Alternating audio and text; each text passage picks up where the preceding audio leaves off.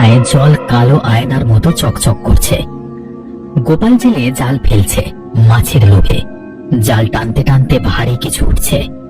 জলের নিচ থেকে উঠে এলো একটা মাছ, কিন্তু সে কি আসলেই মাছ? শরীর মাছের মতো, কিন্তু মুখ মানুষের। ছোট্ট মুখ, নিথর চোখ, ঠোঁট নীল। গোপালের চোখ আটকে যায় সেই মুখে। মাছের ঠোঁট নড়ে, ফিস ফিস করে বলে, চলে আয়, নিচে সোনা আছে। গোপাল শক্ত হাতে জালটিকে ধরে। সে টান দেয়, কিন্তু জলের নিচ থেকে বের হয় আরেকটি মানুষের হাত, কিন্তু আঙুলের ফাঁকে ঝিল্লি লাগানো, যেন ব্যাঙের পা। সে হাত গোপালের হাত কষে ধরে টানে। আবার সঙ্গী হবে? জলের নিচ থেকে আসে অস্পষ্ট কণ্ঠ। গোপাল চিৎকার করতে যায়, কিন্তু জলে তার মুখ ভরে যায়। সে ডুবে যায়, আর জলের উপর ভাসতে থাকে শুধু তার ধবধবে সাদা পাকড়িটা, আর সেই মানুষ মুখ মাছের নিথর দৃষ্টি। আজকে তারানাথের ঘরে জল ভর্তি একটি তামার বাটি রাখা, তাতে ভাসছে কয়েকটা পদ্ম পাতা। বিভূতি এবং কিশোরী ঘরে ঢুকতেই জলের একটা ঠান্ডা স্পর্শ যেন বাতাসে মিশে আছে অনুভব করে তারা। আজকে জল নিয়ে অনুষ্ঠান গুরুজি?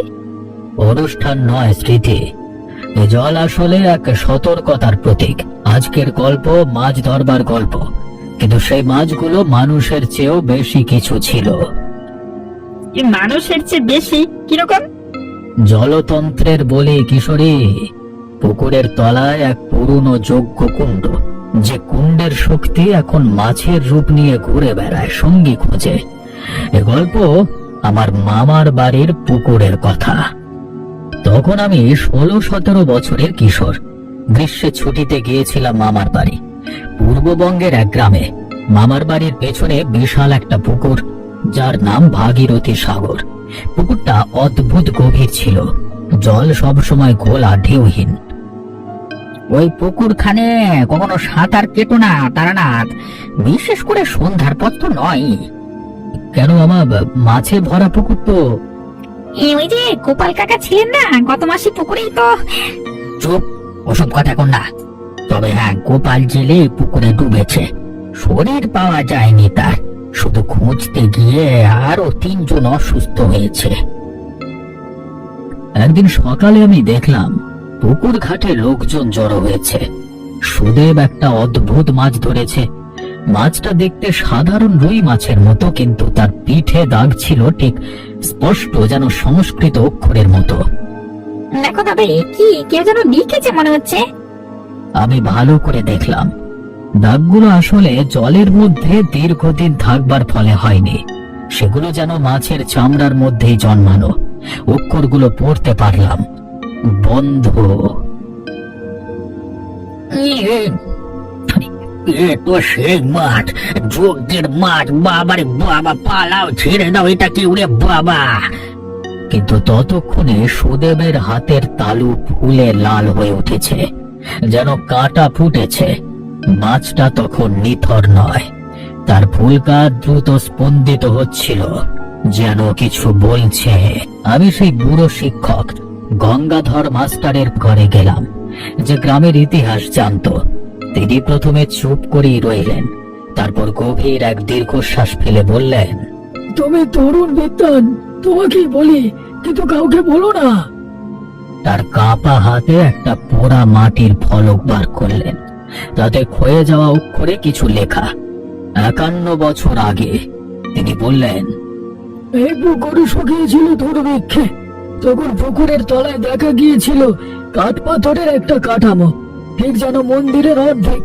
তার মাঝে ছিল পুরা মাটির একটা ছোট্ট কুণ্ড, যার গায়ে জলের দেবতার মূর্তি খোদাই করা। সেই কুণ্ডের চারপাশে পাথরে কাটা ছিল সংস্কৃত শ্লোক, যার মানে ছিল, যতক্ষণ না জলের সাধনা পূর্ণ হচ্ছে, ততক্ষণ জলই হবে কারাগার।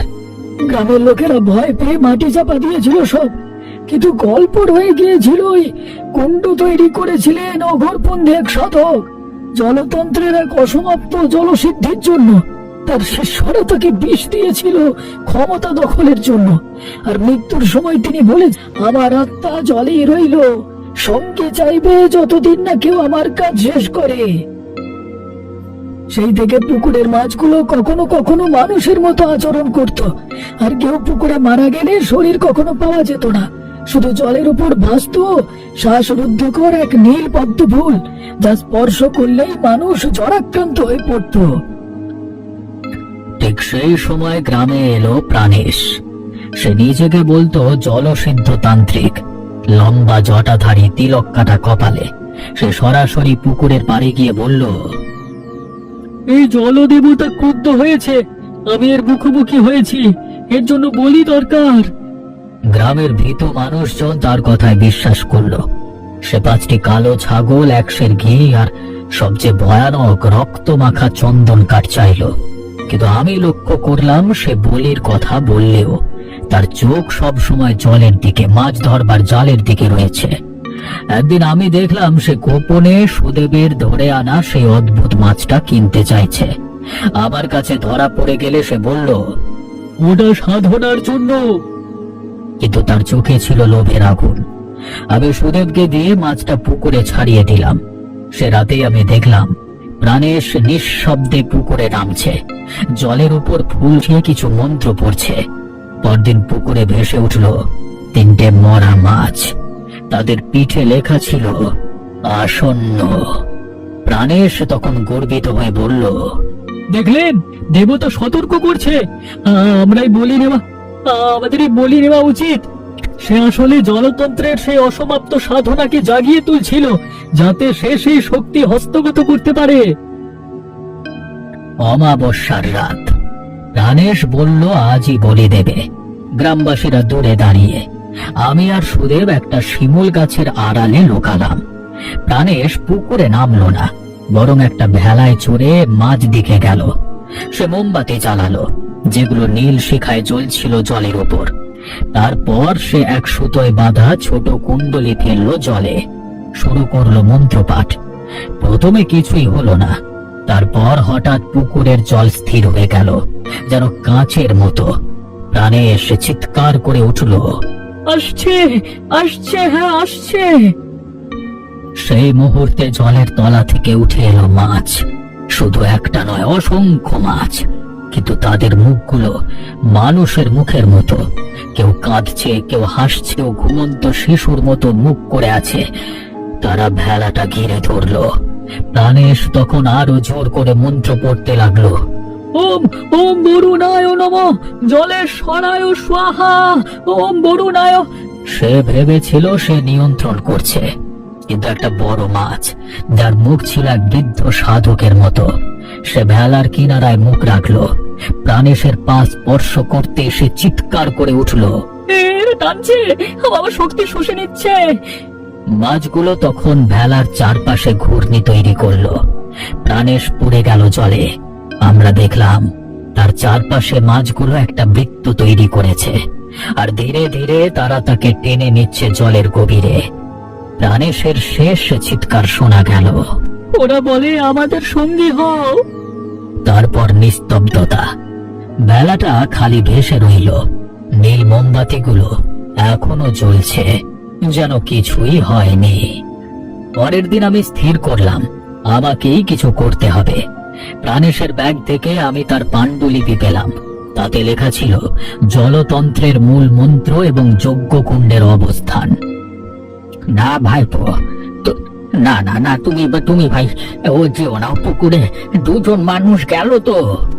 না বাবা, যারা গেছেন তারা শক্তি চেয়েছেন, নিয়ন্ত্রণ চেয়েছেন। আমি মুক্তি চাইব, ওই জলবন্দী আত্মাদের মুক্তি আর যজ্ঞকুণ্ডের শান্তি। আমি তোমার সঙ্গে আসবো দাদা। না, তুমি পুকুর পাড়েই থাকবে, আমাকে সাহায্য করবে দড়ি ধরে। আমি নেমে যাব জলের নিচে, যজ্ঞকুণ্ড খুঁজে বের করব। আমি নেমে গেলাম ঘোলা জলেতে। নিচে নামতে নামতে দেখলাম পুকুরের তলায় আসলেই একটা কুণ্ড, পাথরের তৈরি। কুণ্ডের চারপাশে শোয়ানো আছে কঙ্কাল, গোপালের, প্রাণেশের, আরো অনেকের। কুণ্ডের মধ্যে জ্বলছিল একটা নীল শিখা, জলের মধ্যেও জ্বলছিল। আর কুণ্ডের চারপাশে ঘুরে বেড়াচ্ছিল সেই মানুষ মাছেরা। তারা আমাকে ঘিরে ধরলো, কিন্তু আক্রমণ করলো না। তাদের চোখে প্রশ্ন ছিল, তুমিও কি আমাদের মতো বন্দী হবে? আমি মন্ত্র পড়তে শুরু করলাম, কিন্তু সাধনার মন্ত্র নয়, মুক্তির মন্ত্র। কুণ্ডের নীল শিখা তখন জলজল করতে লাগলো, মাছগুলো তখন আলোতে ঝলমল করতে লাগলো। তাদের শরীর থেকে ধীরে ধীরে আলোর বুদবুদ বের হতে লাগলো, যেন আত্মা মুক্ত হচ্ছে।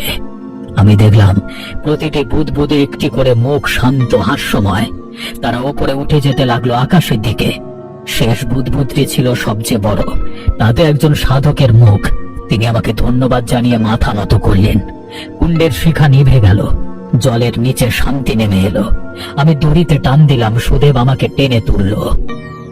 দাদা দাদা, তোমার পিছনে আলো আর সেই মাছগুলো। তারা মুক্ত হয়েছে সুদেব, চলে গেছে যেখানে তাদের যাওয়ার ছিল। আমরা পুকুর পাড়ে দাঁড়িয়ে দেখলাম পুকুরের জল পরিষ্কার হয়ে গেছে প্রথমবারের মতো। তলার কঙ্কালগুলো এখন দেখা যাচ্ছিল না, সব শুদ্ধ হয়ে গেছে। সেদিনের পর থেকে মামার বাড়ির পুকুরে আর কোনো অঘটন ঘটেনি। মাছ ধরাও হয়, সাঁতার কাটে লোকে, কিন্তু আমি জানি ওই জলের তলায় এখন শুধুই পাথর আর কাদা। যজ্ঞকুণ্ডের শক্তি মুক্ত হয়েছে।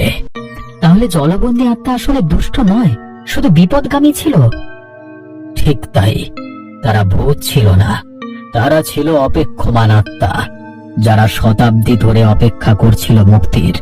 আর মুক্তি পেতে তাদের প্রয়োজন ছিল না বলি, প্রয়োজন ছিল শুধু মানসিকতার। প্রাণেশ চেয়েছিল নিয়ন্ত্রণ, তাই সে বন্দী হলো। আমি চেয়েছিলাম মুক্তি, তাই মুক্তি দিতে পারলাম।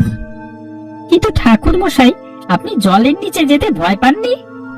ভয় পেয়েছিলাম নিশ্চয়ই, কিন্তু তখন দেখলাম সেই আত্মাদের চোখ। ভয় নয়, বেদনা ছিল তাদের চোখে। তখন ভয় কেটে গিয়েছিল।